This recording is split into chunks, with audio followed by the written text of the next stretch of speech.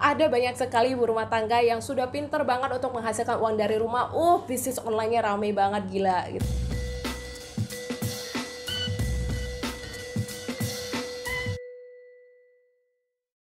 Hello guys, what is up? Jumpa dengan saya Elvie Angelina and thank you for stopping by on my channel. This channel is about mindset, bisnis, dan juga keluarga.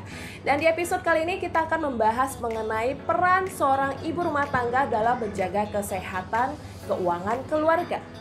Saya akan membagikan kepada Anda sebagai seorang ibu rumah tangga 4 tips untuk menjaga kesehatan keuangan keluarga Anda. So, keep on watching. Tips yang pertama, walaupun Anda bukan sebagai penafkah utama, Anda tetap bisa membantu perekonomian keluarga dengan menggunakan keterampilan Anda untuk menghasilkan dari rumah. Ada banyak sekali kok yang bisa Anda lakukan. Contoh, Anda bisa melakukan yang disebut dengan bisnis online. Sekarang ada banyak sekali marketplace. Anda bisa juga jualan melalui social media dan lain-lain. Anda juga bahkan bisa menjadi seorang influencer.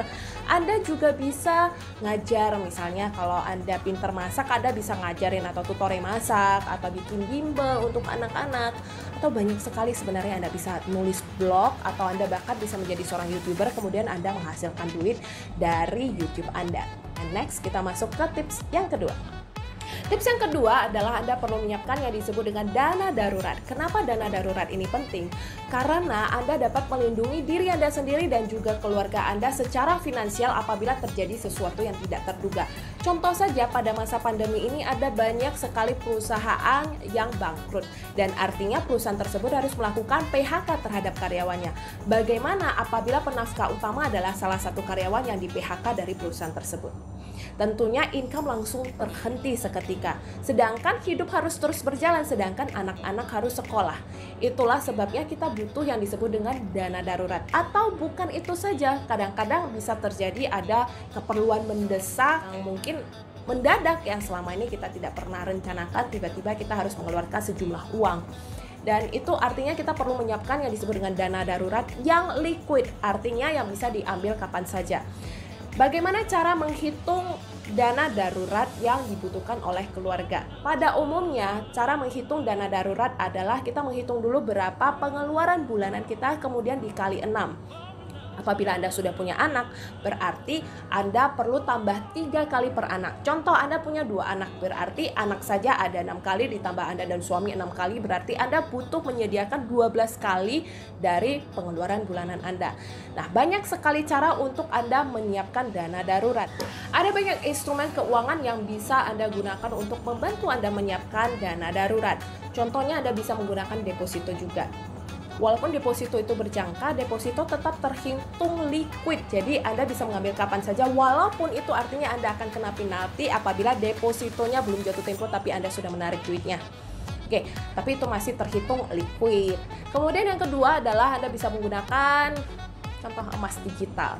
Nah, saya lebih menyarankan emas digital daripada emas fisik karena emas digital itu sama seperti tabungan, jadi itu lebih mudah untuk Anda ambil kapan saja. Nah, kemudian yang ketiga adalah Anda juga bisa menggunakan pasar uang. Jadi reksadana contohnya, atau forex, atau saham, selama Anda paham resikonya dan Anda paham bagaimana meminimalisir resikonya.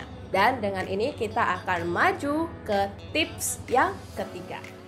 Ketiga adalah Anda perlu melek investasi. Bukannya investasi itu kerjaannya Pak suami, ya enggak juga. Kita sebagai ibu-ibu kita juga boleh kok melek investasi, kita juga boleh kok investasi.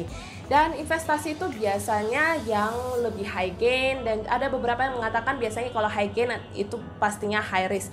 Ya enggak juga sih, selama kita tahu bagaimana cara meminimalisir resikonya, kita bisa kok menurunkan resikonya. Nah, ada banyak sekali instrumen keuangan yang bisa Anda gunakan untuk investasi. Contohnya seperti saham, reksadana, kemudian gold, kemudian juga bisa saja itu forex. Nah, saya sendiri berinvestasi di forex dan saya juga merasa investasi saya di forex itu lebih dari segi gain itu lebih tinggi daripada saya taruh di instrumen yang lain, dan saya juga tahu resikonya dan saya juga tahu bagaimana cara untuk menurunkan resikonya. So buat Anda yang pengen tahu lebih lanjut gimana caranya saya investasi di forex, saya akan taruh linknya di bawah di description box. Jadi Anda bisa langsung klik di sana untuk mendapatkan informasi lebih lanjut.